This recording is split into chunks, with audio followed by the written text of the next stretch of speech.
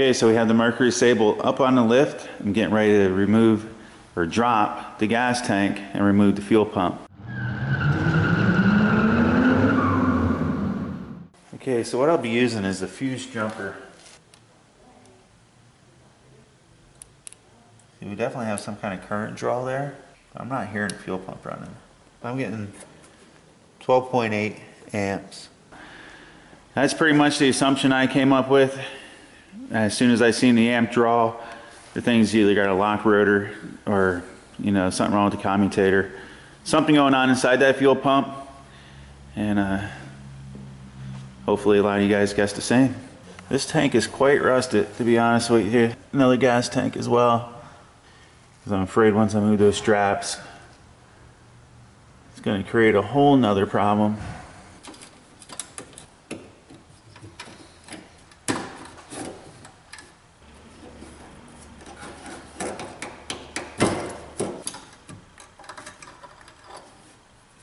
That hose is so brittle.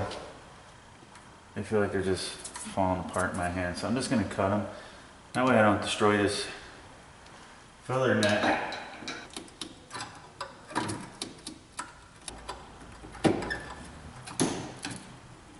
Might be a little residual gas here. So you want to start being careful.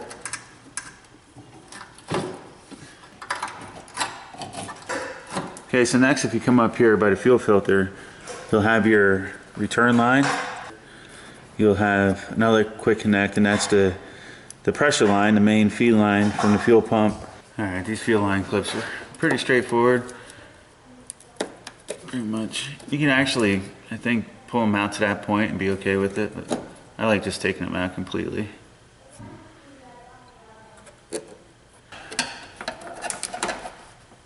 That one was brittle. I replaced them anyway. This one here is the fuel return line. We'll take that one off first. I have a drain pan, catch pan ready. Well, now we gotta be careful when we do this side too, because this side may have a little bit of pressure on it. If that fuel filter is a little bit restricted, which I'm suspecting it is, that would make it run a higher current, but not quite what we were seeing. And it's just the fuel pump's not spinning at that point. You don't hear it running. You're not getting any fuel pressure. The fuel filter just isn't going to clear itself out when it cools off and start gaining fuel pressure back and the pump start running again. So that's why I'm pretty certain, even if the fuel filter is restricted a little bit, it's not creating the condition that we're seeing.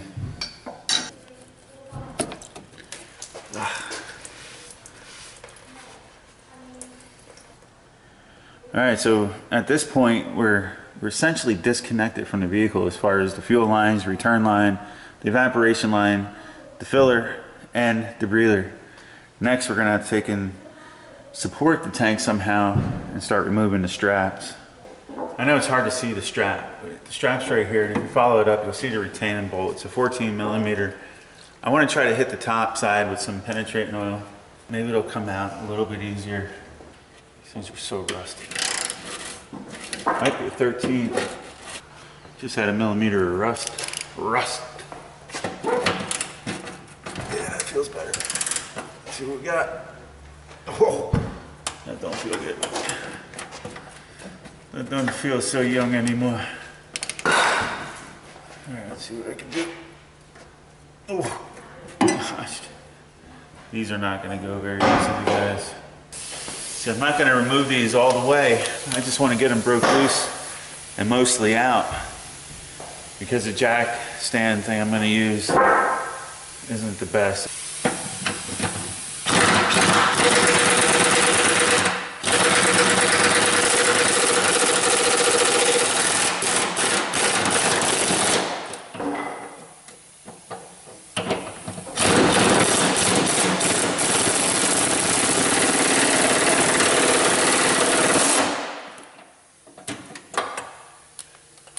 It's almost out, and I'd hate to stop. You see what I said about that fuel tank? I knew she was on her way out. Now we got a leaky fuel tank on top of it. So she's got to be taken out tonight and siphoned. So that bolt has to work with me.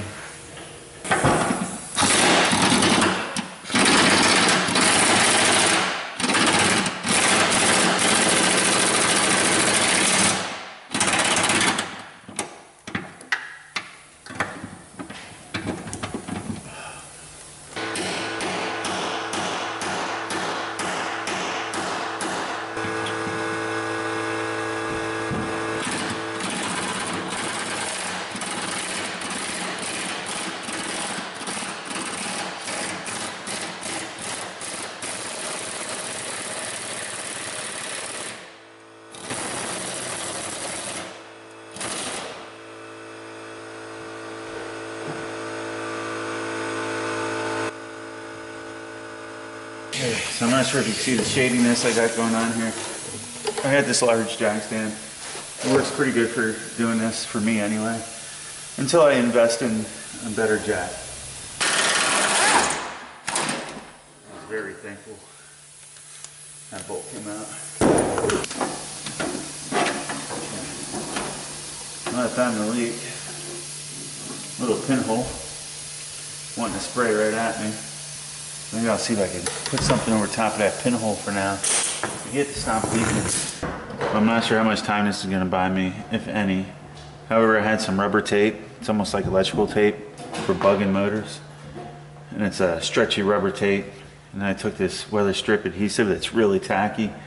And I just stretched the tape up to a clean spot, wiped it off quick. So put a ton of this stuff right where that hole was and everything. And you know, I just got this stuff tacking up here.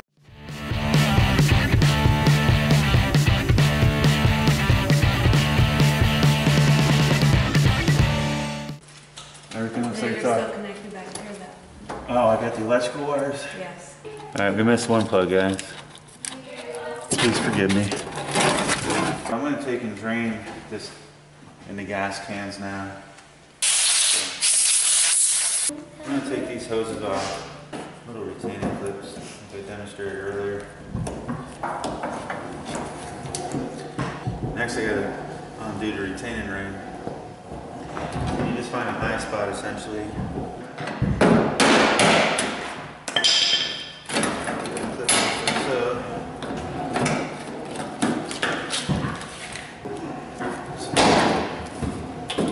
See, some sending units will come out as one assembly, but unfortunately these ones are a little bit different.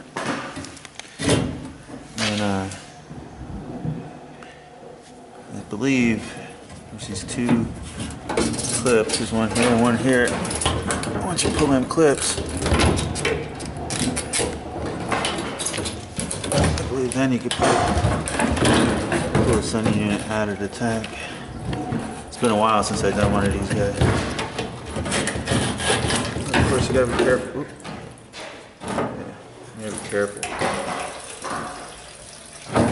of the float. This thing's gonna be full of gas. I'm just gonna pull the fuel pump out. I believe I could do it by moving these two screws here. I might have to pull the whole top off. I'm not sure. It's been a long time. Push that in.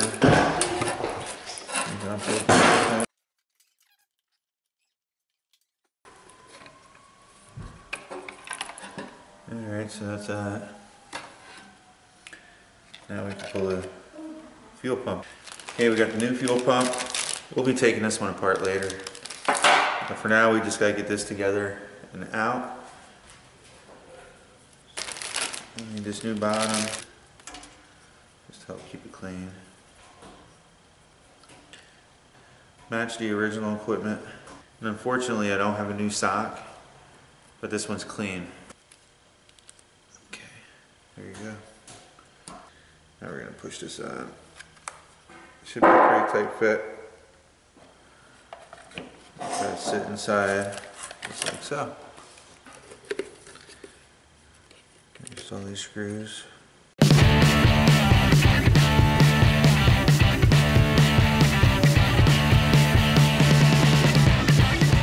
Plug right in.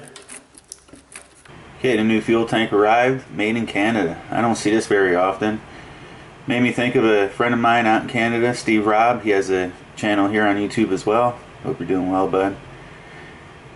Hopefully the quality controls get out there. What you see me doing here is putting a little petroleum jelly around that seam. That'll help retain that O-ring for during installation. Now I'm taking and installing the fuel pump. This was a little awkward, tight fit.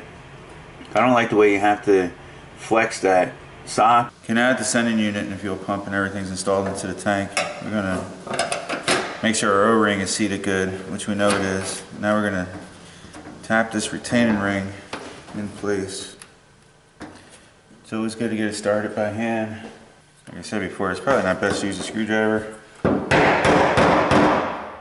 However, that's what we're using.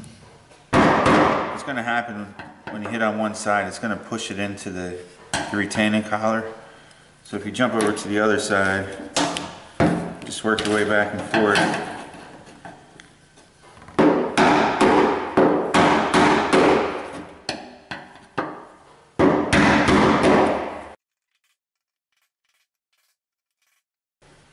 We're all the way in. I took and I put a little petroleum jelly on those nipples to help it. Okay, I got these two new retaining clips. We're going to take and install them. They're two different sizes, so they will only go on one way. However, I want to put these clips in a good direction. Now at this point you can take and you can put them all the way in place. I already have a new filler hose and vent hose installed onto the tank. Okay, next I'm going to take and remove this breather assembly off of here. It's an 8mm. I need this rubber grommet as well.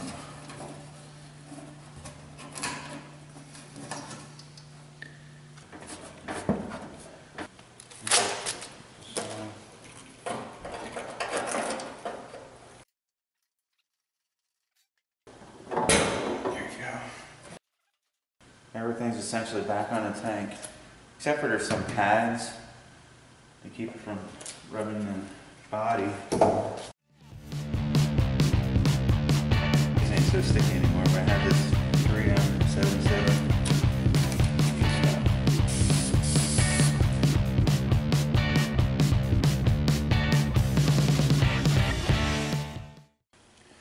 I didn't capture putting the tank up in place and strapping it up. It's pretty straightforward. The battery was running low and I figured there's going to be more important things to capture later on. So essentially the gas tank was empty, so picked it up in there by hand, ran the straps, started the bolts, installed the filler hose, the vent hose. Gotta take and pop in the evaporation line. Next I'm going to take and plug in the sending unit, the fuel pump.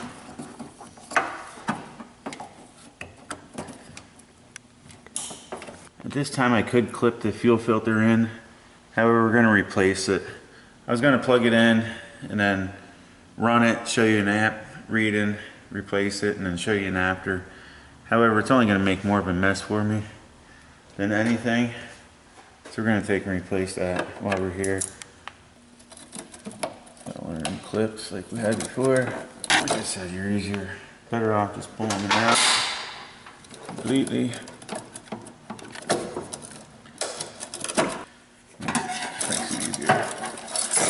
Okay, came with new clips, arrow in the direction of flow.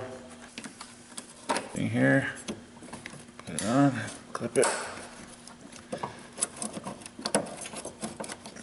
Right there feels comfortable. So we'll take and tighten this up.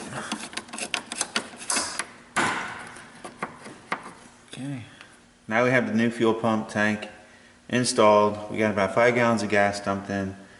Now we're going to take and reperform those tests. Fuel pressure gauge is still hooked up to the rail, just like we had it. You should hear the fuel pump kick on when we make contact.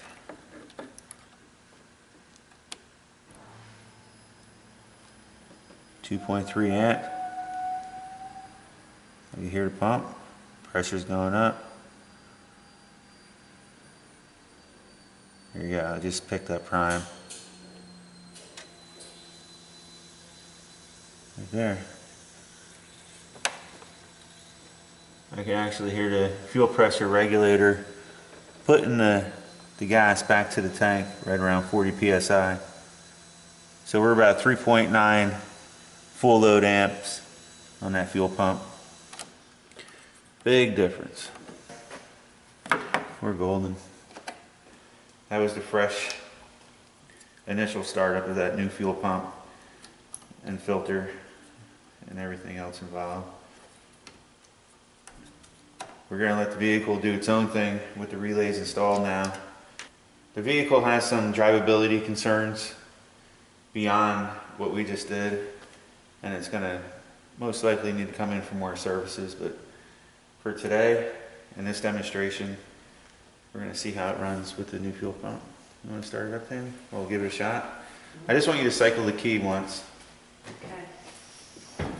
Alright, listen close.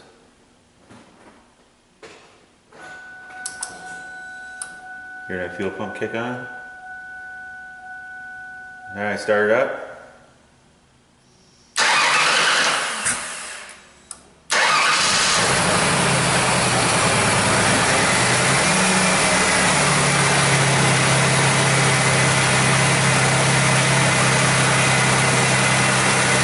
She was having some drivability concerns prior to it shutting down on her and giving her all these issues, most likely due to the low fuel pressure and a high current draw of that fuel pump not putting out what it should have been putting out. Let me give you another current draw reading. Start it up.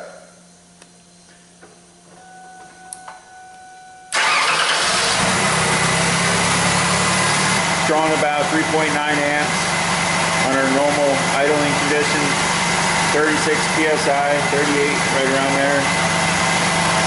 And I believe we got ourselves a fix, guys. Big difference from what it was before. And I'm hoping this makes sense to you guys. When you have a locked rotor condition, in other words, your fuel pump isn't spinning, everything comes to a standstill, just sits there, generates, and draws a lot of current. Alright, let's see if we could dissect this pump a little bit. It's a non-serviceable DC motor pump assembly. Every indent, it's a fold. And that's what's locking this top cap on. So what I'm going to do is take and pry each one of them back open and try to remove this back half of this pump. And that should reveal the armature, I believe. And down here is probably the commutator and the brushes, if I had to take a guess. Start prying these open. There you go. Okay. Well, here's this side. And this is part of the pump assembly. This is like the head. I'm not sure if it's supposed to be binding like that while I turn it. Oh yeah, so there's the pumping ring. I wonder if everything will push through.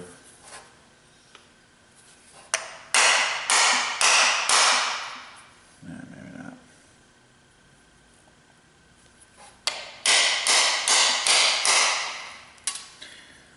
I'm just starting to break stuff. I'm going to take and put a slice in that real quick, guys, and then I'll be right back. Somewhere now, got the bottom part off.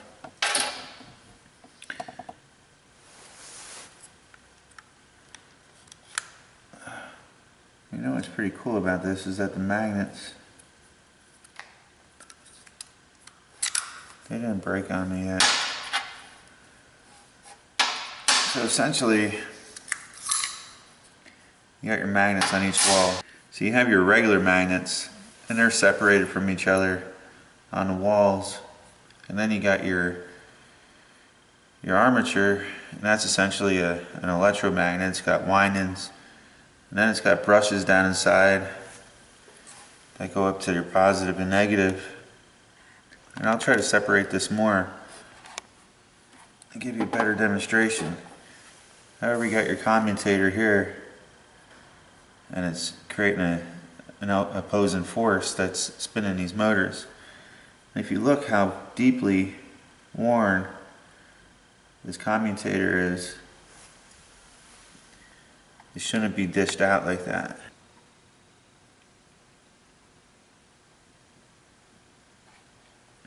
And yeah, this commutator's shot. It's worn down into like a cup. And most likely it's essentially stalling on the brushes. So this is your pump. It's sucking the fuel up through.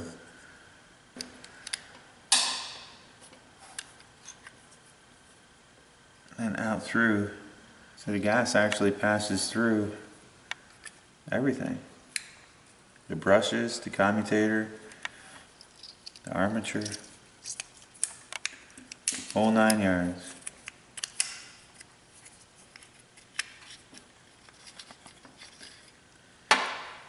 That's why I'm willing to bet that commutator's just shot. The brushes still had a lot of life left to them, as you can see here. Something had to wear.